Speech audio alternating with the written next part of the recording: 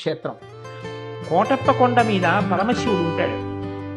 ఆ పరమశివుడు అక్కడ దక్షిణామూర్తి స్వరూపంతో ఉంటాడు. దక్షిణామూర్తి స్వరూపంతో ఉన్నటువంటి పరమశివలింగం ఉన్న ఏకైక క్షేత్రం బహుశా కొండ మీద నాకు తెలుసున్నంత వరకు ఆంధ్రదేశంలో కోటప్ప కొండ ఒక్కటే.